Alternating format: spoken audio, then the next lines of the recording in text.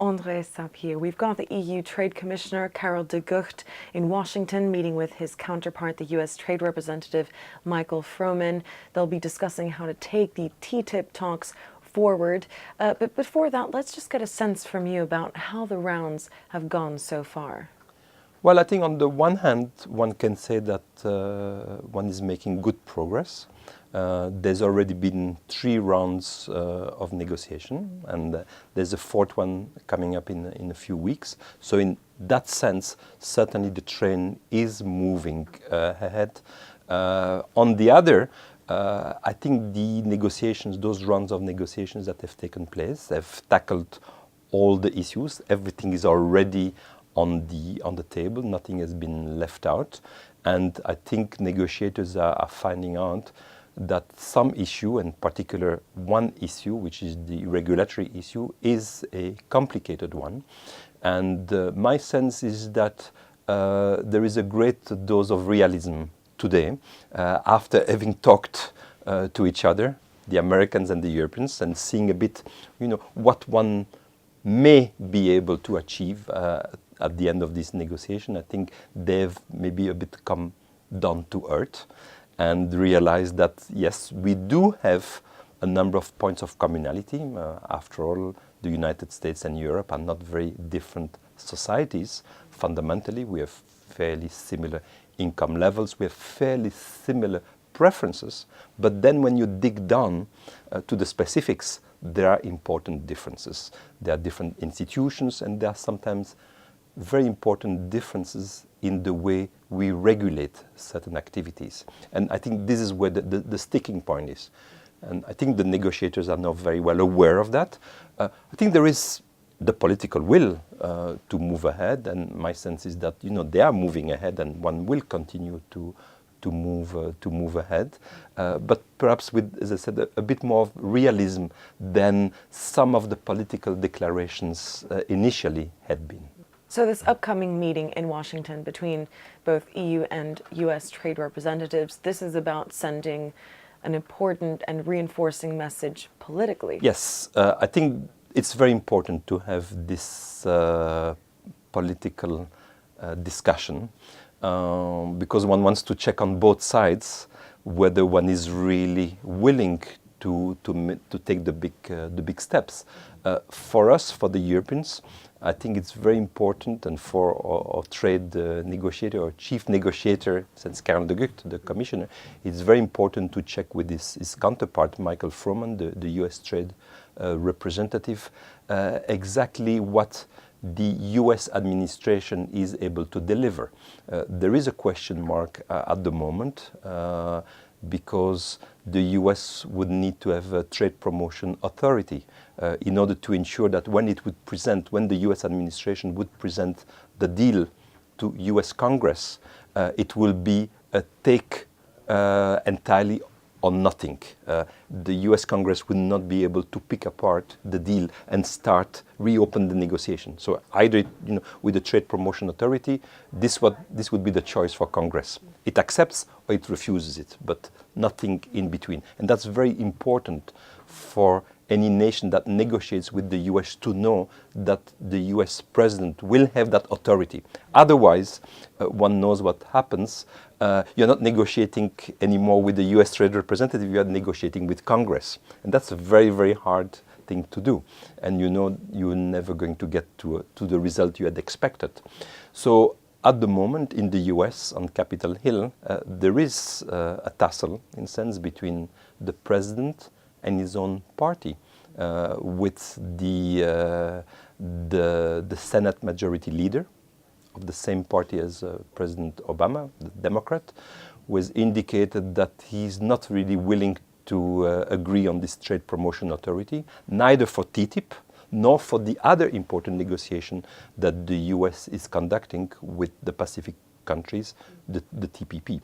That would be obviously a major setback for the TTIP negotiation if the US president does not obtain this Trade Promotion Authority. In a sense, that would be a really fatal blow, to my mind, to the negotiation as they are proceeding at the moment. It would really put them on the back burner. There's no point really moving ahead. Doesn't mean that it will not come back later, but at the moment that would be a very, very serious blow. So no, the Americans also need to check what is the mood in Europe.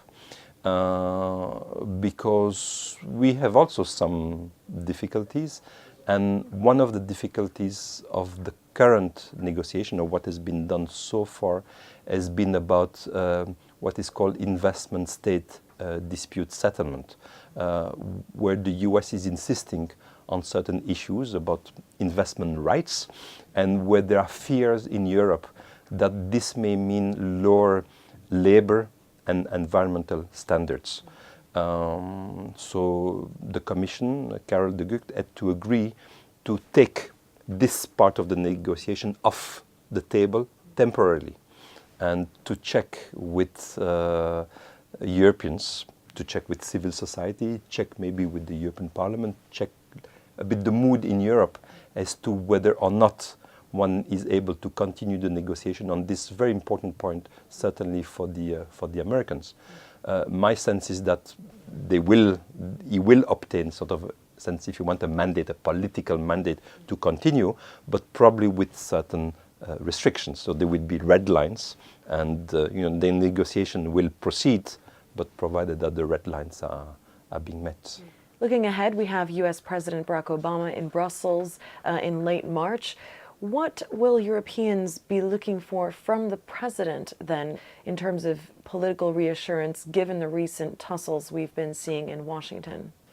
So the main issue when President Obama will come to Brussels at the end of March will be whether or not he will have obtained in the meantime the trade promotion authority that he's seeking from Congress. If he does, then it would put him in a good stand to say that he's negotiating with Europe. He has ambitious goals in the negotiations with Europe. He has equally ambitious goals with the Pacific partners in the TPP negotiations. But how much he can deliver of this ambition will very much depend on whether or not he has been able to strike a deal with the Congress and pass through this trade promotion authority.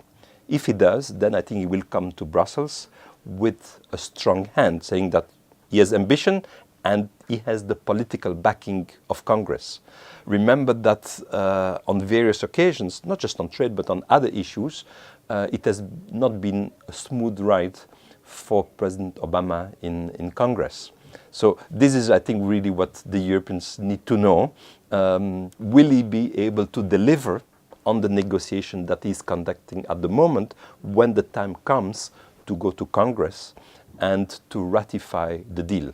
Otherwise, you are negotiating with a great deal of uncertainty that it may not go through.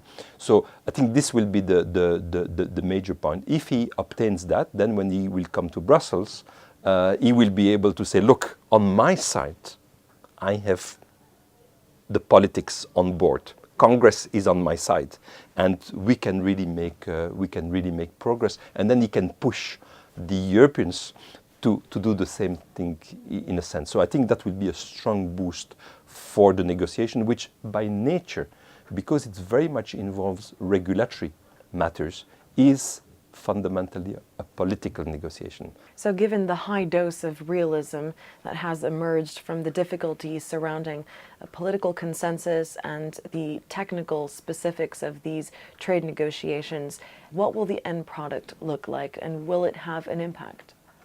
Look, my view is that the issue on regulation, I think there is a difference whether you are looking backward and you are looking forward. I think the view that one would be able to have harmonization, mutual recognition, or even softer approaches to past regulation, what's already on the books.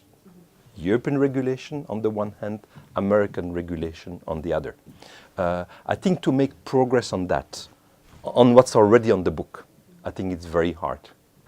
The American regulation at the American regulation, and the European regulation at European regulation, and then they will remain different regulation. And I don't think we will have harmonization, certainly not, and even mutual recognition, I think, would be very hard, maybe with some exceptions. But I think the general approach would be hard to achieve what had been hoped, which would be to have mutual recognition. On the other hand, I think what the 3 rounds of negotiation have shown is that there is will and maybe also ability to do something about future regulation. So not those that already exist, but those that yet, I mean, regulation is changing all the time. There's new regulation that come on board all the time. And I think there, to put together a framework to ensure that future regulation that will still be American regulation and European regulation. They will not be common regulation. We will not have transatlantic regulation. They will be American regulation, they will be European regulation. But I think what can be done is to create a framework to ensure that those regulations on the 2 sides of the Atlantic are compatible with one another. And in a sense, then one could imagine to have something like mutual recognition of future regulation, because they would have been crafted with a great deal of cooperation. Although they would still be different regulation, they would still be American and they would still be European regulation. But they would have been crafted with a lot of cooperation. And therefore one could then imagine that one could have this mutual confidence, this mutual recognition of the regulation.